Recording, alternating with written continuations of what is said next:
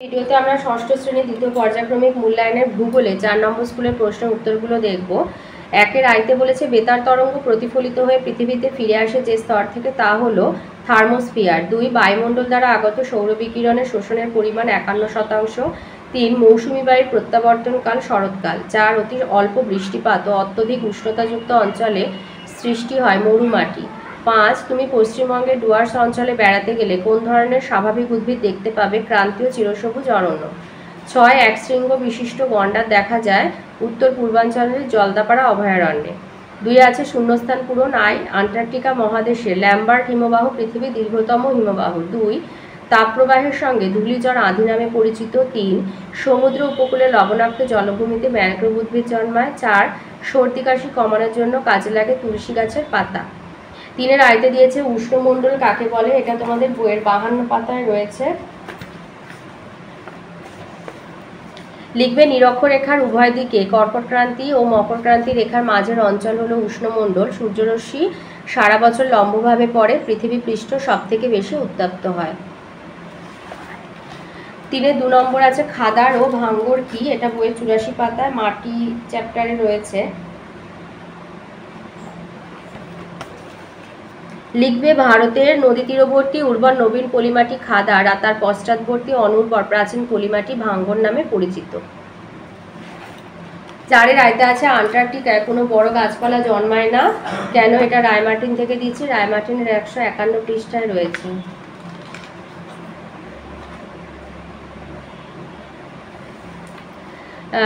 লিখবে তুষারাবৃত আন্টার্কটিকায় কোনো বড় গাছপালা না থাকার কারণ 1 হচ্ছে বরফে ঢাকা ভূমি।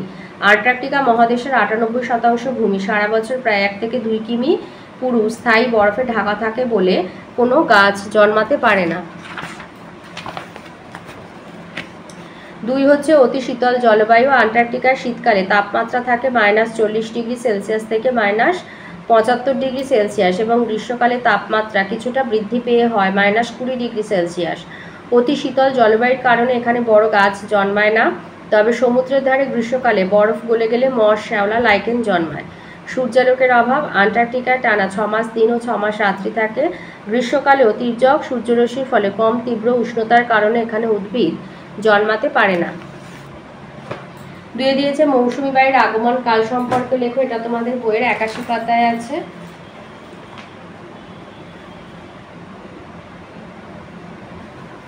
এই যে মৌসুমী বায়ুর আগমন কাল হচ্ছে বর্ষাকাল বা আমাদের এখানে জুন থেকে সেপ্টেম্বর মাস।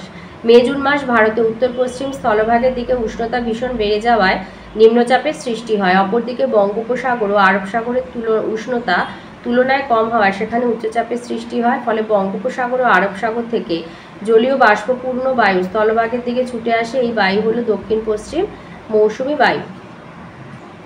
আচ্ছা, মৌসুমী বায়ুর আগমনকাল সম্পর্কে লিখতে বলেছে।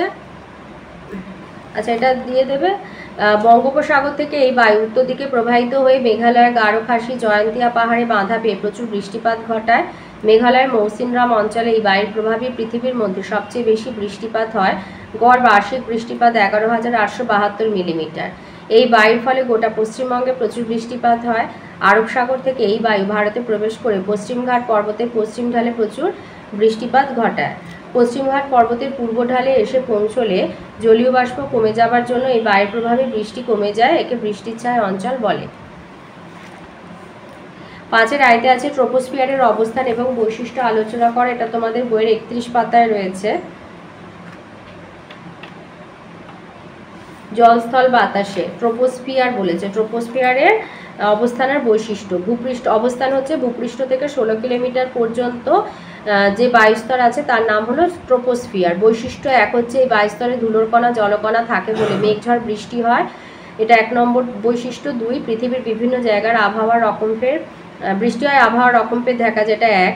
2 হচ্ছে ট্রপোস্ফিয়ার স্তরে যত উঁচুতে ওঠা যায় তাপমাত্রা তত কমতে থাকে। প্রতি 1000 মিটার উচ্চতায় 6.5°C হারে তাপমাত্রা কমে। দুটো বৈশিষ্ট্য। তাহলে অবস্থান হচ্ছে ভূপৃষ্ঠ থেকে 16 কিলোমিটার পর্যন্ত এর অবস্থান, আর বৈশিষ্ট্য হচ্ছে এই স্তরে ধুলোকণা জলকণা থাকে বলে মেঘঝড় বৃষ্টি হয় এবং পৃথিবীর বিভিন্ন জায়গায় আবহাওয়ার রকমফের দেখা যায়। 2 নম্বর বৈশিষ্ট্য ট্রপোস্ফিয়ারের স্তরে যত উঁচুতে ওঠা যায় তাপমাত্রা তত কমতে থাকে। প্রতি 1000 মিটার উচ্চতায় 6.5 ডিগ্রি সেলসিয়াস হারে তাপমাত্রা কমে। 2 নম্বর হচ্ছে বিশ্ব উষ্ণায়নকে আর এর প্রভাবগুলি লেখো। এটা তোমাদের বইয়ের 38 পাতায় রয়েছে।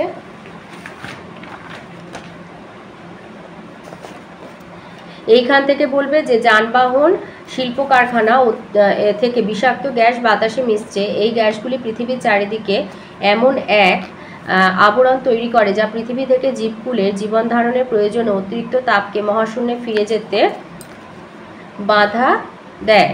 দিনের পর দিন এই তাপ পৃথিবীর উষ্ণতাকে বাড়িয়ে দিচ্ছে। একে বিশ্ব উষ্ণায়ন বলে। আর এই যে ফলে মানে ওই বিশ্ব উষ্ণায়নের ফলাফল আর কি। মেরুর বরফ গলে গিয়ে সমুদ্র জলতলের উচ্চতা বেড়ে চলেছে। এর ফলে প্রবল বন্যা, তীব্র খরা, বিধ্বংসী ঝড়, মরুভূমির প্রসার, তাপপ্রবাহ, এমনকি শস্যহানি থেকে দুর্ভিক্ষ, মহামারী পর্যন্ত হতে পারে। এই পর্যন্ত। তো এই ছিল আজকের আমাদের ষষ্ঠ শ্রেণীর দ্বিতীয় পর্যায়ক্রমিক মূল্যায়নের ভূগোলের 4 নম্বর স্কুলের প্রশ্নের উত্তরগুলো।